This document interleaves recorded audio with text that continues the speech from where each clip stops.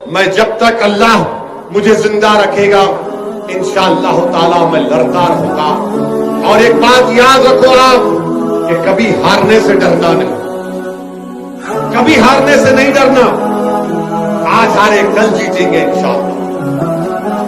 जिस दिन तुम ये हार का खौफ अपने दिलों से निकाल दोगे, हार का खौफ अपने दिलों से निकालो, जीत की उम्मीद रखो और जुस्तजू करो, मेहनत करो।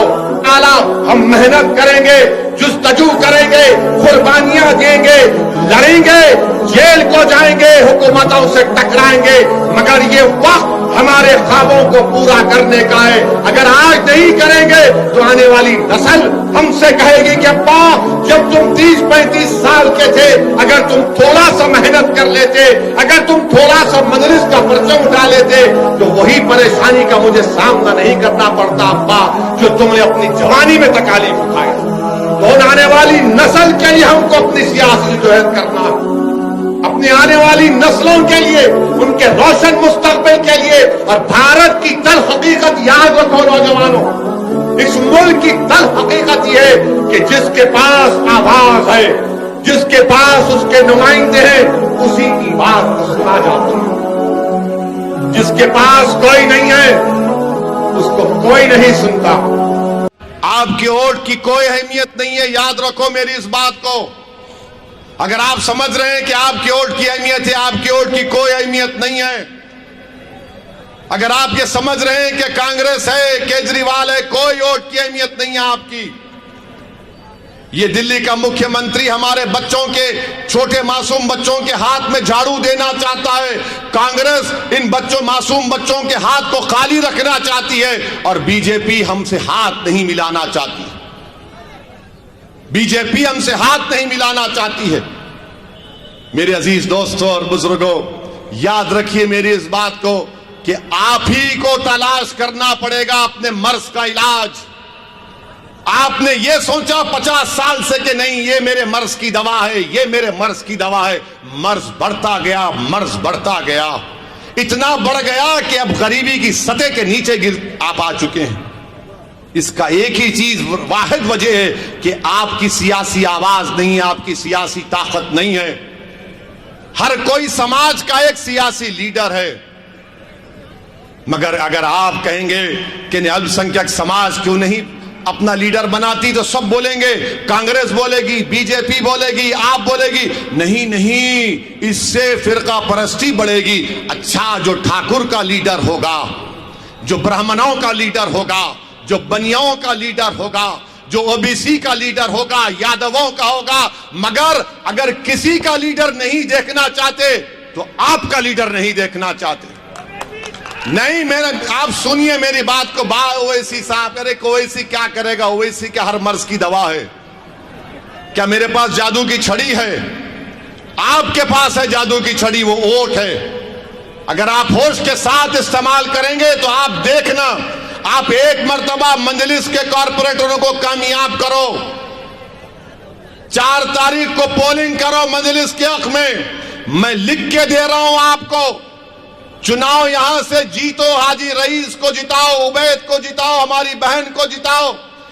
1 महीने के अंदर जनवरी खत्म होने से पहले दिल्ली का मुख्यमंत्री इस चौरस्ते पर आकर बोलेगा कि भैया माफ कर दो, ओवैसी के बातों में मत आओ। आज क्या है इनका मिजाज? ना ना, ये मुल्ला जी कहां जाएंगे, बीजेपी के डर से हमको वोट देंगे। मैं आपको कह रहा हूं, दुनिया में अगर आए हैं तो रब्बे करीम के हुक्म से आए हैं। डरना किसी हुकूमत से नहीं है। कानून सबके लिए बराबर है। बाबा साहिब ने कानून बनाया। अगर वो कानून ओवैसी के लिए, वो कानून मोदी के लिए भी है। कानून अगर एक है तो मेरे लिए भी एक है और दिल्ली के मुख्यमंत्री के लिए भी एक है। तुम ताकत में हो तो इसका यह मतलब नहीं हो कि मेरे हक को छीन लोगे। मेरी इज्जतदार मां और बहनों, इसीलिए आपसे अपील कर रहे हैं कि 4 तारीख के दिन अपने वोट का सही इस्तेमाल करिए। याद रखो, जब तक अल्लाह मुझे जिंदा रखेगा मैं रायत से मुंह मोड़ने वाला नहीं हूँ। मैं लड़ता रहूंगा। एक इलेक्शन आया, फिर इलेक्शन आएगा, लड़ूंगा, फिर आएगा, फिर लड़ूंगा। जब तक जिंदा रहूंगा लड़ूंगा, क्योंकि मेरा मानना यह है कि मैं कभी बूढ़ा नहीं होऊंगा इंशाअल्लाह। मेरा नाम असदुद्दीन है, मेरा नाम असदुद्दीन है। मेरा नाम कोई कांग्रेस के चापलूसियों के नाम पर नहीं रखा गया। मेरा नाम असदुद्दीन है। तो शेर कभी बूढ़ा नहीं होता, शेर शेर ही होता है। अब ये लोग समझ रहे कि ये दाढ़ी टोपी, बाबू मैं वो टाइप का नहीं हूं, मैं हर टाइप में आने को तैयार हूं। तुम जो रंग में मुझसे मुकाबला करना चाह रहे, मैं उस रंग में मुकाबला कर आता है मुझे। तुम जबान से मुकाबला करना चाह रहे, आ जाओ। तुम दिमाग से मुकाबला करना चाह रहे, आ जाओ। तुम किस तरह से मुकाबला करना चाह रहे, आ जाओ। गुजरात में पहली मरतबा मजलिस इत्तेहाद मुस्लिमीन ने असम्बली इंतखाबात में हिस्सा लिया। 13 विधानसभा असम्बली इंतखाबात में हमारे उम्मीदवार थे। नतीजे आ रहे हैं और हमको कामयाबी नहीं मिली, मगर इसके बावजूद भी हमारे हौसले पस्त नहीं हैं, ना हमको हमारे हौसलों को पस्त होने की ज़रूरत है। हम तमाम ने मिलकर मेहनत की। मैं तमाम वोटरों का जिन्होंने मजलिस के हक़ में अपने वोट का इस्तेमाल किया, मैं उनका शुक्रिया अदा करता हूँ। मैं शुक्रिया अदा करता हूँ गुजरात के हमारे सदर जनाब साबिर काबलीवाला साहब का, हमारे कॉरपोरेटर्स का, मजलिस के ज़िम्मेदारों का जो दिन रात मेहनत किए। जो मजलिस के ज़िम्मेदार हैदराबाद, महाराष्ट्र, बिहार से आए, उन तमाम मुंबई से आए, उनका शुक्रिया अदा करता हूँ। और इंशाअल्लाह ताला हम लोग बैठेंगे, बात करेंगे, अपनी कमज़ोरियों को दूर करेंगे और आइंदा भी मजलिस को लेकर आगे बढ़ते रहेंगे, मजबूती हासिल करेंगे।